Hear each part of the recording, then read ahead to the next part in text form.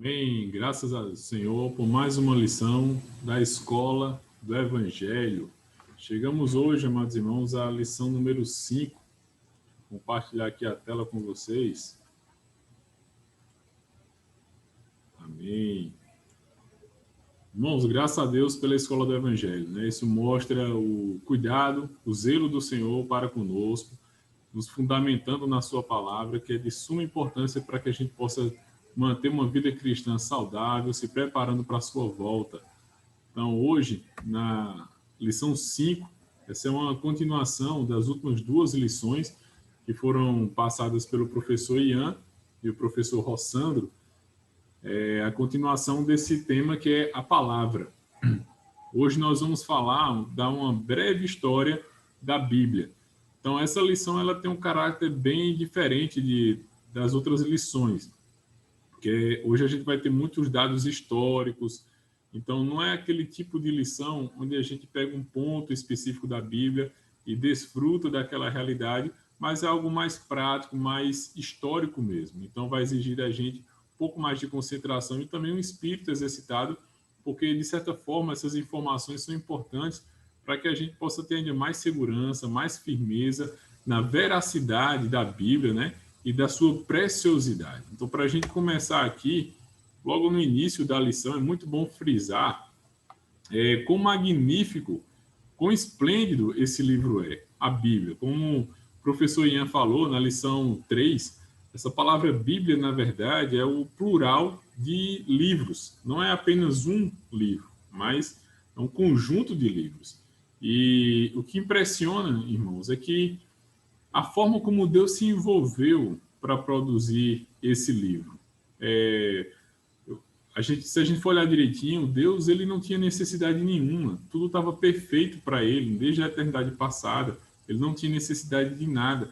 Mas no seu coração, ele teve um desejo e ele planejou, ele planejou, não sei, é uma contradição, é uma redundância, mas ele planejou um plano e assim, ele participou a cada um de nós do seu intento. Então isso é muito encorajador. Um Deus tão grande, tão poderoso, ele planejou algo, nos introduziu nesse plano e, além disso, ele comunicou esse plano para nós. Então, através da Bíblia, nós passamos a ter acesso ao coração de Deus, às suas intenções, à sua forma de agir. Então, realmente, a Bíblia é um presente muito, muito precioso. A Bíblia nos faz conhecer a pessoa de Deus e também nos leva a nos conhecermos. Eu gosto sempre de frisar, de trazer esse exemplo, que a Bíblia é como se fosse um manual. Quando a gente compra um eletrônico, um celular, qualquer coisa, ela vem com um manual de instrução, né? Ele vai explicar as funções principais daquele produto, a forma como a gente deve utilizar aquele produto para que tenha uma vida útil bem prolongada, questões técnicas como carregar aquele produto. Então, se a gente pensar que nós fomos feitos, nós somos criatura, Deus nos fez. Então, se a gente se vê como um produto, então a Bíblia é aquele manual que vai explicar justamente a nossa origem, qual é a nossa função, a melhor forma de nos carregarmos, de nos preenchermos, de a gente executar melhor aquela função pela qual o nosso Criador nos fez. Então, assim, a Bíblia realmente é algo que nós precisamos valorizar. Então, ao ter contato com a Bíblia, tanto nós passamos a conhecer o nosso Criador, como nós também passamos a nos conhecer como criaturas. Então, é impressionante como Deus ele se envolveu para deixar essa carta de amor. A Bíblia também é uma carta de amor, que fala do relacionamento de Deus e o homem. Tanto fala do seu plano macro, mas também fala do nosso relacionamento com ele. Então, quando Deus a forma como o Senhor fez a Bíblia é muito impressionante, porque até como o irmão fala aqui na lição, apesar de ser um livro tão importante, que ele, digamos assim, ele conecta duas dimensões. Deus numa dimensão inacessível, que transcende o nosso entendimento, o Deus Todo-Poderoso, que vai além dos tempos, e nós tão limitados, e a Bíblia ela conecta, ela faz uma ponte Mas ainda assim, a forma como Deus faz, e nós conhecemos de novo pela Bíblia, é uma forma muito humanizada, né? A Bíblia nos mostra que Deus, apesar de toda a sua grandeza, ele é acessível a nós. Louvado seja o Senhor. Na Bíblia a gente vê que ele se mostra como a árvore da vida, o pão da vida, a água da vida. São todos elementos acessíveis ao homem. Deus não se mostra ao homem como o coqueiro da vida, mas ele é a videira verdadeira. Louvado seja o Senhor. Então, assim, quando Deus ele preparou essa obra tão maravilhosa, apesar de ser tão grandiosa a Bíblia, alguns até na lição irmão traz, alguns até pensam que por ser tão grandioso, esse livro devia ao abrir emitir sons, luzes, algo assim místico, mas não. A forma que Deus usou para escrever esse livro não foi algo tremendo, o céu se abrindo e o livro chegando pronto, mas ele usou homens, ele inspirou homens para falar a sua própria palavra. Então, no decorrer de muitos e muitos anos, milhares de anos, pessoas diferentes escreveram a Bíblia. Nós vimos em lições anteriores apenas um autor, mas vários escritores, várias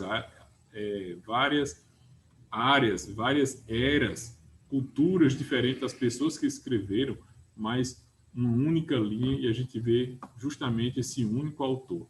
Então, graças a Deus que a forma como Deus se envolveu é uma forma, mostra que Deus ele quer se aproximar do homem, ele fez de forma humanizada. Louvado seja o Senhor. Então, aqui, através da Bíblia, Deus ele estabeleceu um meio de comunicação permanente com a humanidade. Então, todos os dias, nós podemos ir à Bíblia, ela vai estar sempre atualizada. A Bíblia, ela nunca vai estar fora de moda, vamos dizer assim. Ela não precisa de atualização, ela transcende, na verdade. Os primeiros livros da Bíblia, a gente vai ver aqui, ele é de mais de 1000 anos antes de Cristo, ou seja, mais de 3000 anos de história nós temos. E essa palavra ainda é atualizada quando nós exercitamos nosso espírito, nós amamos a Bíblia, nós tocamos um Deus novo, um Deus vivo. Então, esse meio de comunicação hoje ele é permanente com toda a humanidade. Todo o tempo nós podemos ir à Bíblia e podemos desfrutar da maravilhosa pessoa do Senhor, né? Graças a Deus. Então, entrando aqui mais na questão da história mesmo da Bíblia, a gente pode começar com as línguas originais das Escrituras Sagradas. Nós vemos que o Antigo Testamento, praticamente todo, apenas alguns poucos versículos, que está no livro de Daniel, Esdras e Jeremias, alguns poucos versículos desses livros, não os livros todos, foram escritos em aramaico. Então, assim, se a gente imaginar que o mundo antigo naquela época se resumia mais naquela região, então hoje nós temos mais de 3.000 idiomas falados no mundo. Mas naquela época existiam alguns idiomas já, oriundos da Torre de Babel, né? Mas entre o povo ali naquela região, o povo de Deus, os judeus ali principalmente, era o hebraico, que era a língua falada e utilizada. Então, até mesmo o aramaico, tanto o hebraico como o aramaico são línguas semíticas, né? Que são, na verdade, são bem próximos. O hebraico e o aramaico são línguas muito parecidas, só difere um pouco por causa da região onde o aramaico era mais usado, mas eram línguas muito, muito parecidas, línguas irmãs, vamos dizer assim. Então, a gente tem aqui, ó, os livros foram escritos entre 1500 a.C. até mais ou menos o ano 400 a.C. Então, nós temos aí 1.100 anos de história sendo escrita. Olha só que precioso. 1.100 anos. E a gente vê que ela tem uma linha que não se contradiz. É impressionante, um fato relevante que a gente precisa trazer à tona contra a veracidade da Bíblia é que ela mesma falava de coisas ainda que viriam lá na frente. Um exemplo disso é aqui, ó. A gente vai ver o Alexandre o Grande, ele teve sua participação na história por meio de 334 a.C. Aqui Alexandre ele tinha por volta de 20 anos de idade, quando ele herdou o reino da Grécia. E a sua ascensão, quando ele assumiu a Grécia, ele tinha uma ambição muito grande expandir o reino. Então, em apenas 11 anos, a gente vê aqui, ele conseguiu expandir de forma exponencial, de forma absurda o reino da Grécia.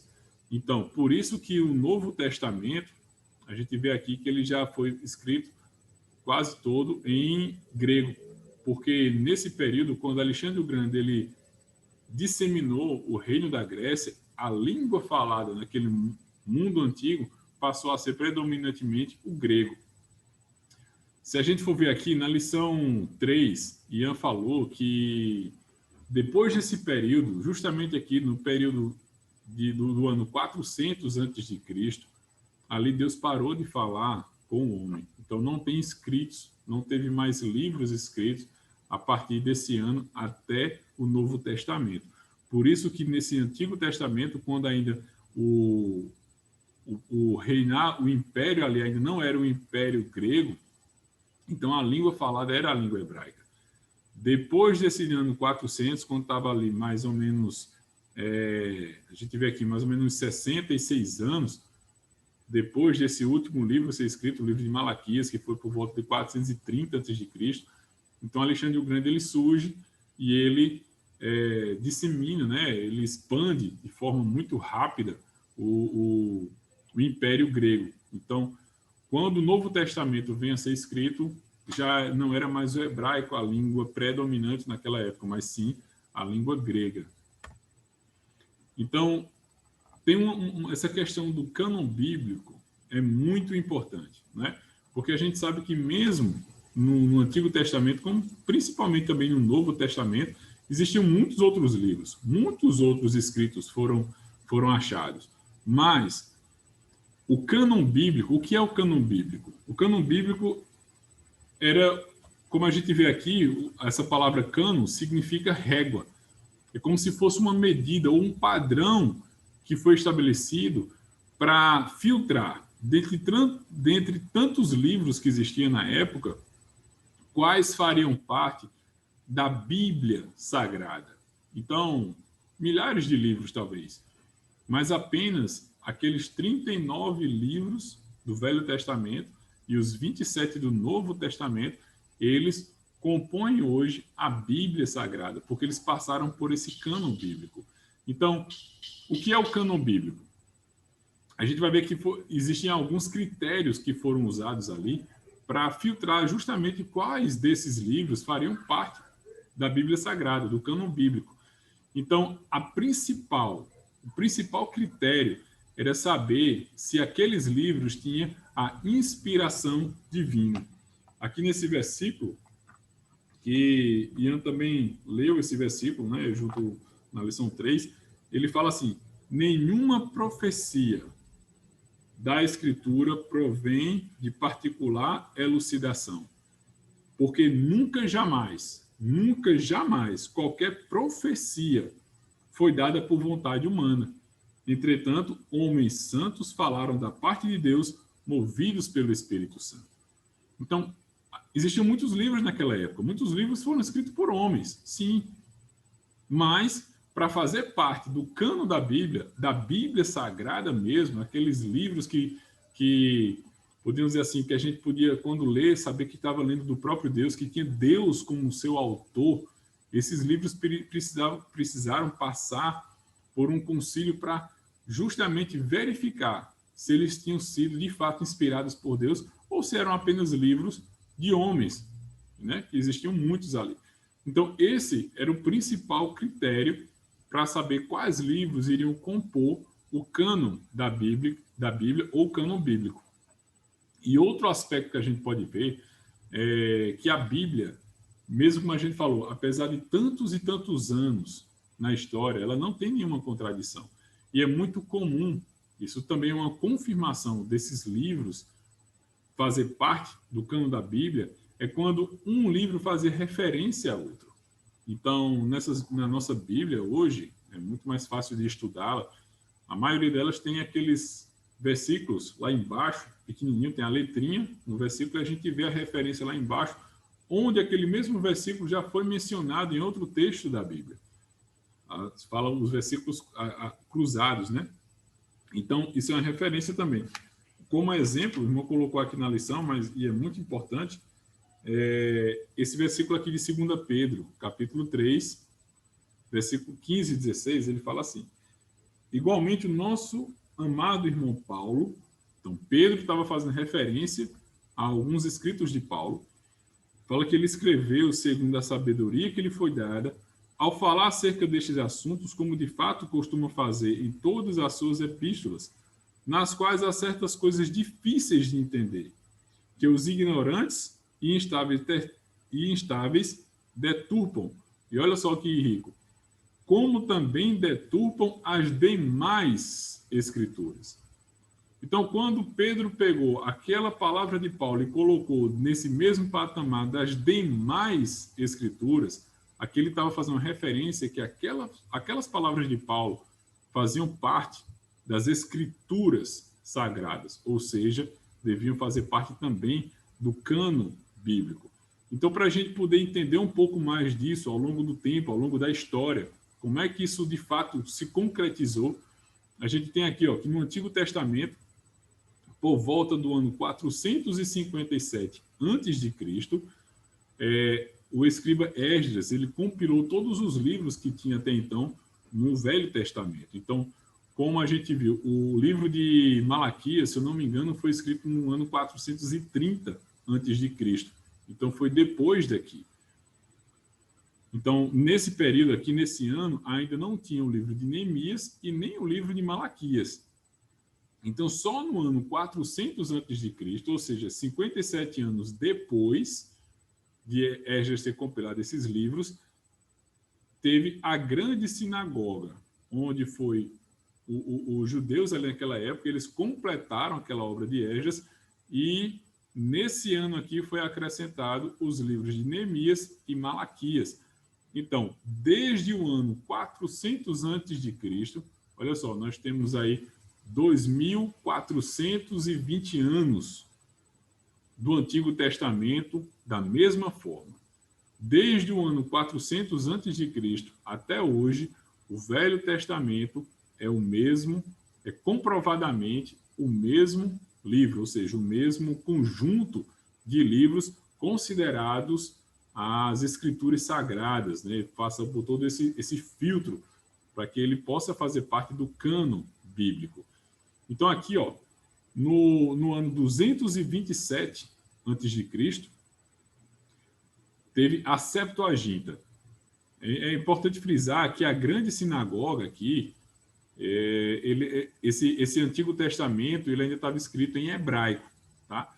Então, quando foi no ano 227 a.C., teve a Septuaginta, onde 72 tradutores, ou seja, 6 de cada tribo de Israel, 6 escribas foram selecionados para traduzirem essa Bíblia agora do hebraico para o grego.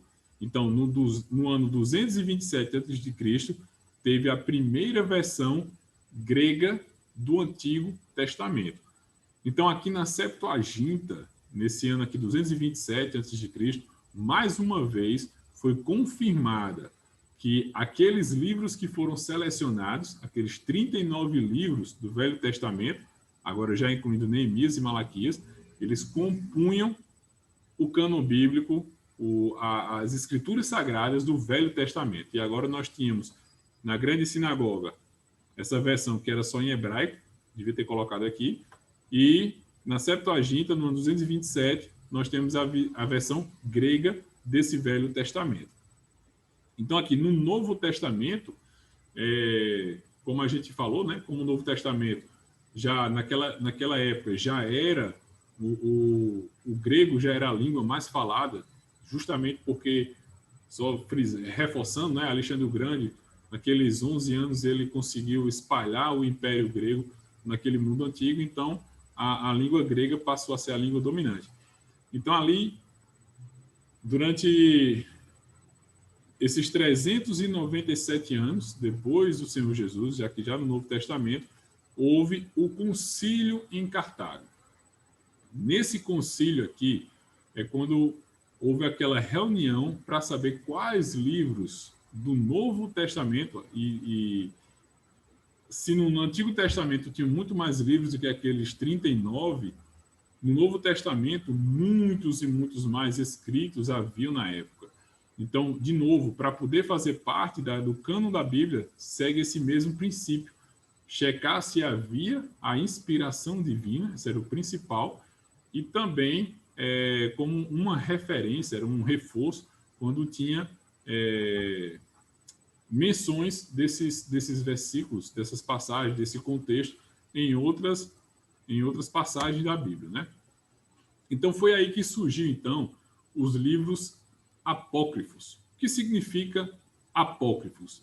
Significa subtraído da vista, oculto, secreto. Esses eram livros que não tiveram a sua autenticidade comprovada para poder fazer parte do cânon da Bíblia.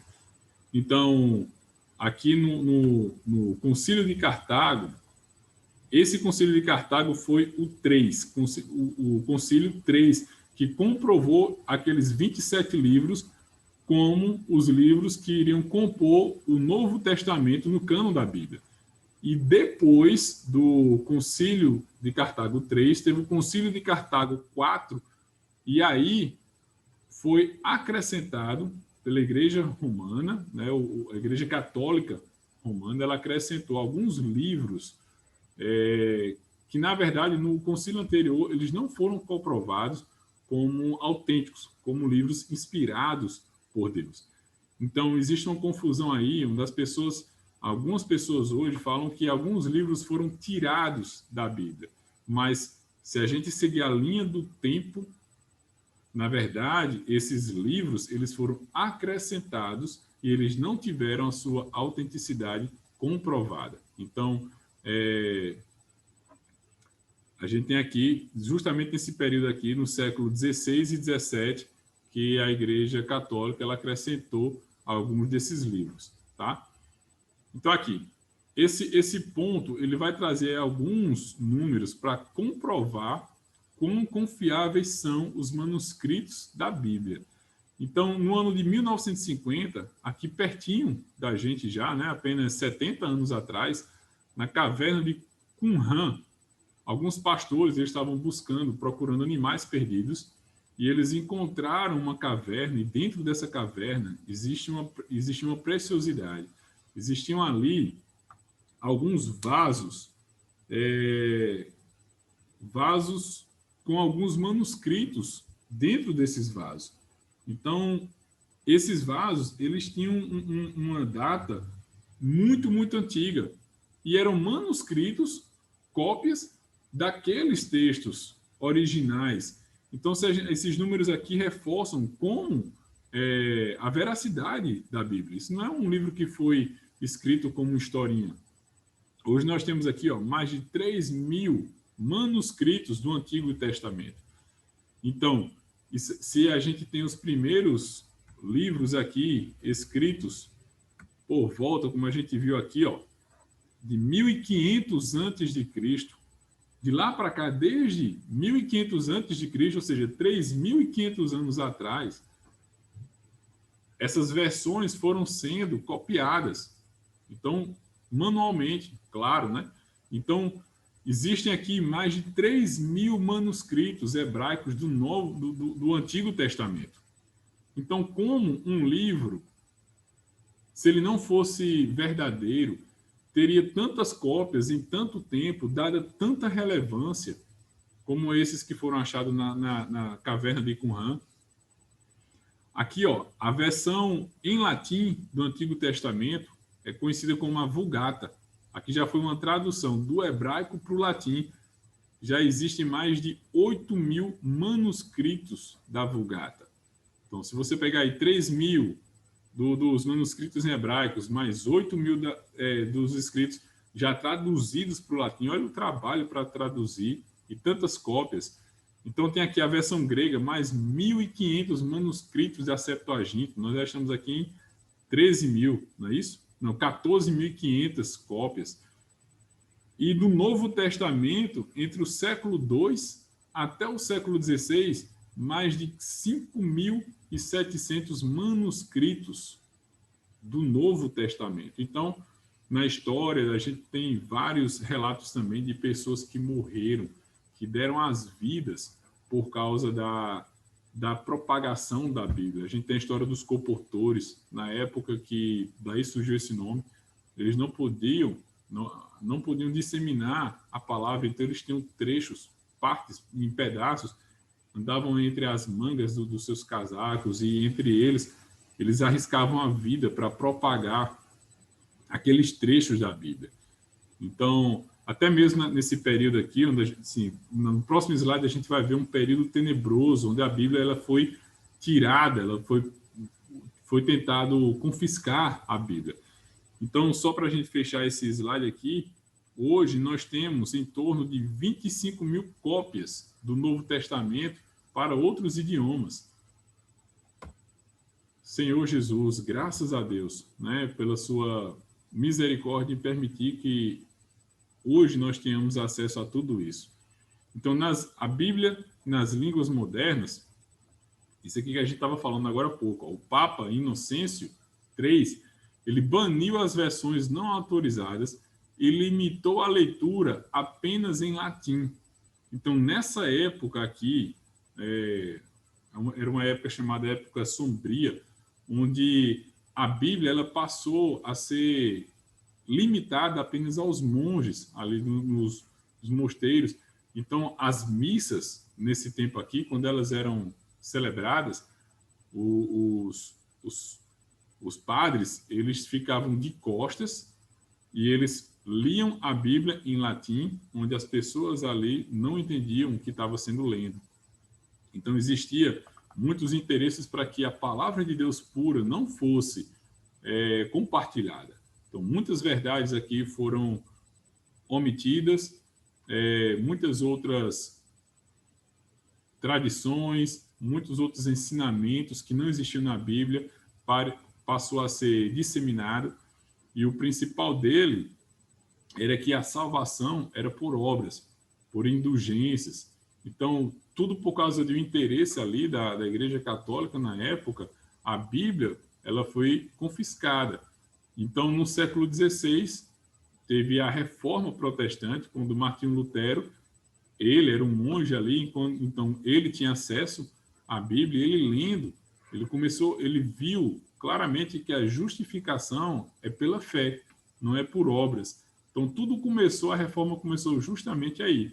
Então, começou todo aquele protesto, aquela revolução, e a partir daí, a partir do século XVI apenas, a Bíblia ela passou agora, teve também, justamente nesse período aqui,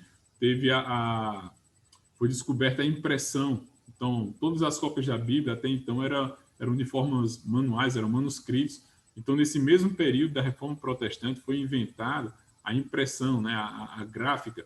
Então, a partir daí, a Bíblia passou a ser agora espalhada por todo o mundo e as suas tradições. Não existiam todos os idiomas ainda. A nossa história começa justamente aqui, no ano 1680, João Ferreira de Almeida, ele começou a traduzir a Bíblia do grego para o português. Então, a primeira versão, na verdade, esse aqui é o ano onde foi impressa a primeira versão em português. Mas João Ferreira de Almeida, ele começou a traduzir, se não me engano, em 1676, ele concluiu a sua tradução, e 4 anos depois foi impressa a primeira versão, na verdade, do Antigo Testamento. Aqui tem um errinho aqui, vou alterar, tá, irmãos? Me perdoe. Esse aqui foi o Antigo Testamento. Que, na verdade, João Ferreira de Almeida, ele só... Quando foi ele só tinha traduzido até Ezequiel, capítulo 41, versículo 21. E o seu trabalho, então, ele foi concluído pelo reverendo Jacobus Op den Acker. Eu não sei se eu estou pronunciando correto, mas eles eram amigos, né? Eles eram missionários, na verdade, juntos. E quando João Ferreira de Almeida morreu, ele estava na tradução desse versículo de Ezequiel 41, versículo 21. Então, a partir daí, quem concluiu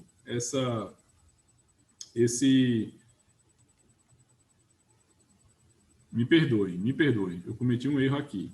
Na verdade, João Ferreira de Almeida, ele primeiro, aqui está certo, o Novo Testamento ele foi impresso pela primeira vez em 1680 e ele concluiu em 1676. Ele primeiro traduziu o Novo Testamento. Então, quando ele foi traduzir o Velho Testamento, então ele morreu quando estava nesse versículo de Ezequiel 41, 21. Então, o seu amigo, que era missionário com ele, o reverendo Jacobus, ele pegou a partir de Ezequiel 41, versículo 22, e ele concluiu a tradução do Antigo Testamento, tá? Então, quando nós lemos a partir desse versículo até o final do Antigo Testamento, ali já não era João Ferreira de Almeida quem traduziu, mas foi o reverendo Jacobus, bom?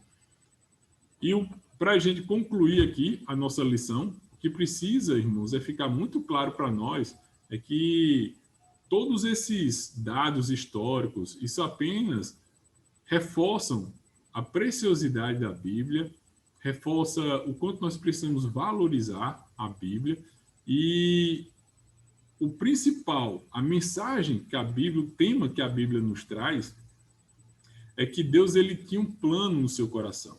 Deus ele planejou algo muito precioso. E quando ele planejou isso, Satanás ele se rebelou, né? Ele danificou esse plano e o homem ele fazia parte, ele era uma peça fundamental, central no plano de Deus. E esse homem então, por causa de Satanás, esse homem caiu, se perdeu, mas Cristo veio, redimiu e edificou.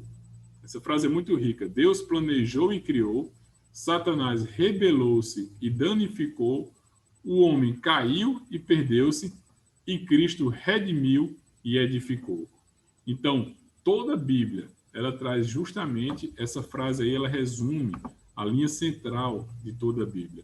E a gente sabe que a Bíblia também, ela fala o principal, o conteúdo principal da Bíblia é Cristo. E também fala de Cristo e a igreja como esse casal universal, né? Mesmo ali no Velho Testamento, a gente sabe que o Velho Testamento é uma figura da realidade do Novo. Então, o povo de Israel é uma figura da igreja, né? Que é o povo de Deus, é a noiva. E no final de tudo, na conclusão da Bíblia, a gente vê esse casamento de Cristo e sua noiva, a igreja, a qual cada um de nós fazemos parte. E tudo isso está dentro desse plano que Deus criou.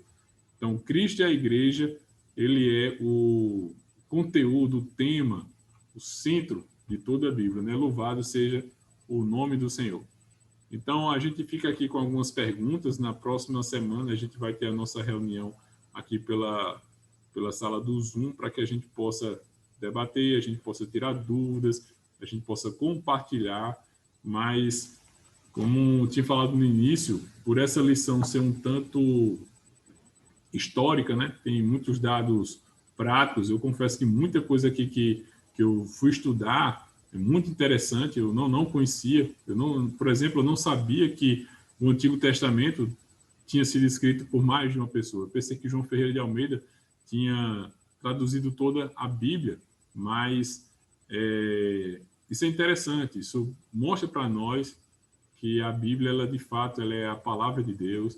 Ela passou por todo um processo, né, um filtro para que não é um livro de homens, como muitas pessoas falam. Não são apenas histórias. Existiam sim muitos livros que eram apenas histórias, mas para fazer parte da Bíblia, do cânon da Bíblia, foi passado por uma triagem, né? Foi muitas pessoas ali sérias, estudiosas, pessoas de Deus, eles filtraram para ver quais daqueles livros faziam parte das Escrituras Sagradas. E depois de tudo isso, já pronto, tanta perseguição, né? E isso mostra que, de fato, a Bíblia é algo precioso. E nós temos acesso a essa preciosidade hoje. A Bíblia ela é sempre atual, toda vez que nós vamos a ela, nós podemos contatar o próprio Deus, nós podemos conhecer o nosso Criador, podemos conhecer também a nós mesmos. Então, apesar de todas essas informações históricas, mas que isso possa gerar em nós um desejo de valorizar mais a Bíblia, de conhecer mais, de nos aprofundarmos mais, porque de fato é algo muito precioso. Então, na próxima segunda-feira, nós vamos abrir a nossa sala de Zoom e vamos compartilhar. Amém? Louvado seja o nome do Senhor.